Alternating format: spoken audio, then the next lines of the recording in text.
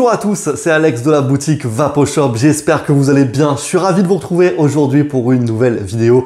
Et aujourd'hui, on va s'attaquer à un gros sujet. C'est une vidéo que vous m'avez beaucoup demandé sur Insta, j'avais fait un petit sondage.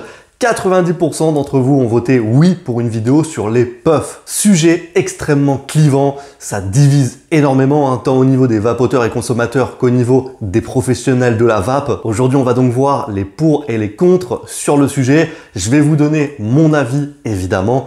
Mais avant de commencer, les amis, je vous invite à vous abonner à la chaîne YouTube si ce n'est pas encore fait pour ne rien manquer de toutes les prochaines vidéos qui arrivent, matos et e-liquide. Let's go!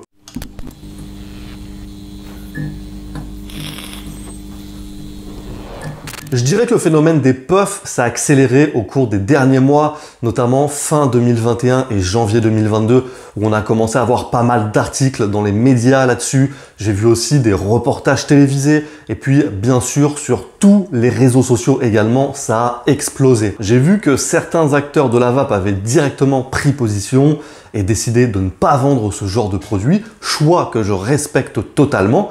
Mais alors, de quoi s'agit-il? La puff, pour ceux qui ne le sauraient pas encore, c'est un modèle de cigarette électronique jetable, pré-rempli de liquide, avec en moyenne 400 à 600 bouffées pour la plupart, facile d'utilisation et directement prêt à l'emploi, avec ou sans nicotine à l'intérieur. Donc là, dit comme ça, on pourrait croire que c'est génial a priori, que c'est quasi la cigarette électronique sous sa version la plus pure. Enfin, du point de vue d'un fumeur qui voudrait arrêter, vous voyez ce que je veux dire? Puisque ça fait comme la clope, on l'achète, on tire dessus, on la jette. Forcément, comme d'habitude, il va y avoir des bons et des mauvais côtés. Il y aura toujours des dérives avec ce genre de produit. Néanmoins, de là à se taper plein d'articles dans les médias, la presse qui vont encore défoncer la vape, clairement non. C'est absolument pas mérité. Déjà parce que les gens qui critiquent ont un peu la mémoire courte.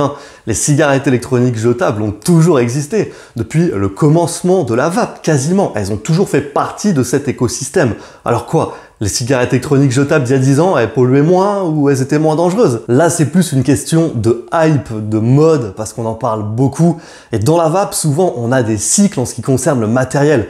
Vous vous rappelez bien, il y a quelques années, on était dans un cycle et dans un délire de celui qui avait la plus grosse box, la plus puissante, celle qui faisait le plus de vape. Et du côté des fabricants, ils nous sortaient des box 3 AQ, 4 AQ. On avait quasiment que du matos pour la vape en inhalation directe. Il y avait beaucoup plus d'atomiseurs reconstructibles, de modes méca, etc. Tous ces matos-là étaient beaucoup plus répandus. Après, c'est passé. Et c'est le MTL qui a été remis en avant. Et là, ça a été un cycle avec des plus petits matos et surtout beaucoup de pods. Ça nous a bien gavé d'ailleurs, tous ces pods mode à la fin qui se ressemblaient tous et qui n'apportaient plus vraiment grand chose. Actuellement, on est dans un cycle où c'est plutôt les puffs qui sont mis en avant. Et pour être totalement honnête avec vous, ma première idée, je me suis dit, c'est vraiment de la merde. Je suis vraiment très franc. D'ailleurs, vous avez jamais vu de vidéo sur ma chaîne pour que je vous en présente. Pourtant, j'ai reçu pas mal de propositions qui allaient dans ce sens-là. Mais sur les puffs, honnêtement, j'étais pas fan, j'étais pas convaincu pour deux raisons principalement. Un, chez les fabricants de matos qui me les envoyaient, la plupart du temps, impossible de savoir l'origine du e-liquide à l'intérieur. Et pour moi, ça, c'est rédhibitoire. Je veux savoir ce que je vape, d'où ça vient, par qui ça a été fabriqué. Et deux, le côté archi polluant du truc, genre à chaque fois que tu finis tes 400 ou 500 bouffées, tu jettes une batterie au lithium, quoi. Alors que finalement, on peut trouver des matos à moins de 20 € où tu pourras recharger ta batterie autant de fois que tu veux, tu pourras la remplir avec du liquide et tu auras même plus de choix de saveurs qui s'offriront à toi. Donc au départ, j'avais un point de vue globalement négatif. Mais, et oui, parce qu'il y a un mais, j'essaie de prendre un petit peu de hauteur et de voir la situation globale. Je pense que dans certaines conditions pour certains types de fumeurs, ces modèles peuvent les aider à stopper le tabac. La vape, faut voir ça comme un arsenal avec plein d'outils différents et la puff en fait partie aujourd'hui. C'est comme ça, ne vous en déplaise. Vous, en tant que vapoteur, vous allez peut-être trouver ça pourri. Et pour un autre, ce qui sera pourri, ça sera les drippers par exemple.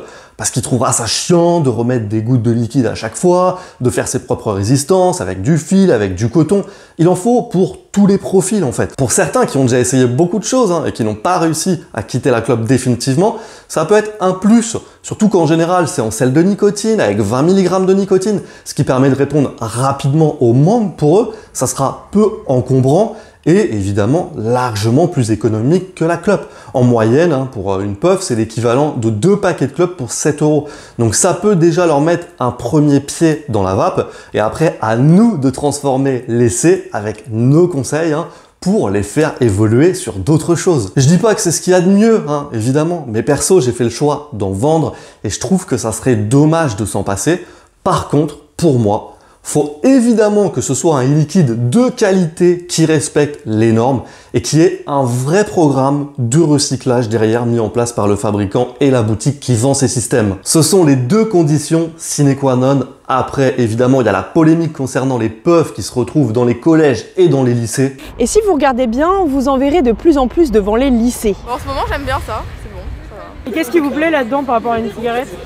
Le goût. C'est le goût, ouais, c'est le goût. Oui. Le goût est bon et ça sent pas mauvais. Ils aiment bien parce que c'est nouveau. Ouais, c'est ça, c'est la mode. Franchement, sur ce coup, je voudrais souligner le professionnalisme de mes confrères, puisque dans tous les reportages que j'ai vus ou les articles que j'ai lus, à aucun moment on entend un jeune dire qu'il a acheté sa puff dans un vape shop. Et vous en avez trouvé où? En tabac. Et c'est facile de s'en procurer quand on est mineur? Ouais, au tabac. Non, ils vérifient pas l'âge. Je pense qu'il y a une très grosse vigilance chez nous sur le sujet des mineurs et tous les vendeurs et responsables de boutiques de vape font très attention à ça, contrairement à d'autres points de vente malheureusement qui sont beaucoup moins regardants. Croyez-moi, on est très attentif sur ce sujet-là. Ça passe par la vérification systématique, l'interdiction, la prévention et la responsabilité des parents. D'ailleurs, le message que je passe à tous les jeunes, aux mineurs hein, qui pourraient être tentés, c'est simple. Ne fumez ni la clope, ni la cigarette électronique, c'est clair. C'est une connerie, ça n'a aucun intérêt. Pour les non-fumeurs, si vous n'avez jamais fumé, ne commencez pas la vape, c'est débile, sérieusement. Ne vous faites pas influencer, hein. C'est pas un jouet, c'est pas un bonbon. La nicotine, c'est pas anodin, ça crée une forte dépendance.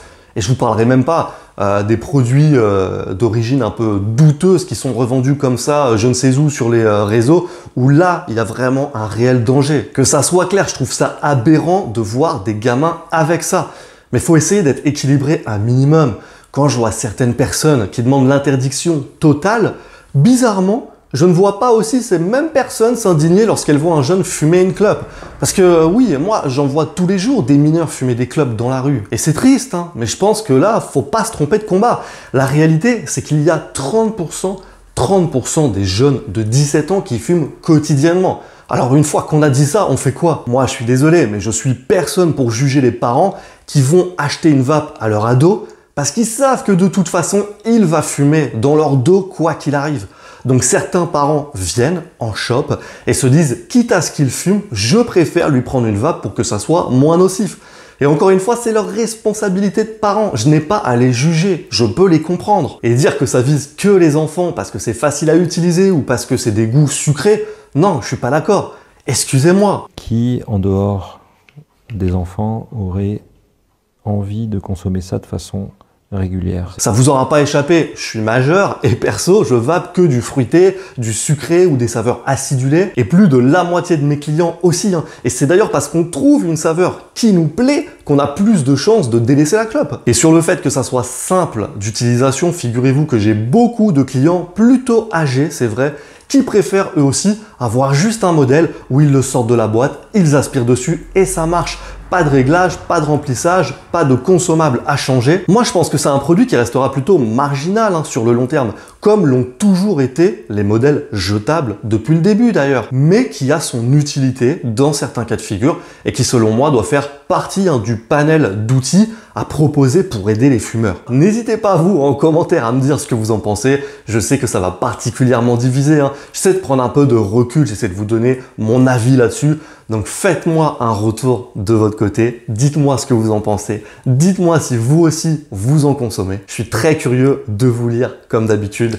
Et pour ma part, les amis, j'aurai le plaisir de vous retrouver dans d'autres vidéos. D'ici là, je vous souhaite une très bonne vape à tous et prenez soin de vous. À bientôt, ciao.